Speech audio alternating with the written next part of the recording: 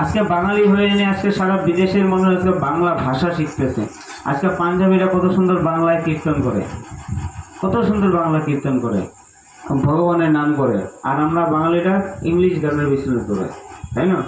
English ভাষা, কিন্তু নিজের ভাষার কোনো কিছু না। হ্যাঁ, ইংলিশ ভাষার দরকার আছে, ভাষা শিখতে হয়, ভাষাতে কোনো খারাপ নাই, কিন্তু আগে নিজের ভাষা তো শেখাও। আজকাল অনেক বাঙালিরা মা বাবারা আছে যারা নিজেদের যে সারনেম, নিজেদের যে টাইটেল, নিজেদের উপাধি সেটার মানেই জানে না।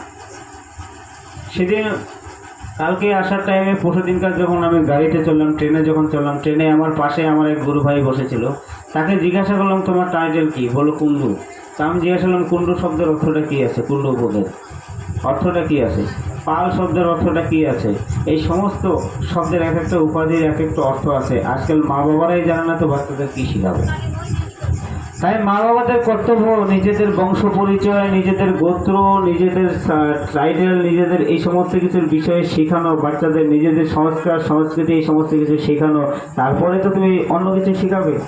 যাকে তুমি আজকে আজকে নিজের ভাষাটাই ভালো মতন জানে না, সে নিজেকে যদি সম্মান ভালো মতন করতে না পারে, তাহলে অন্যকে কী শেখাবে?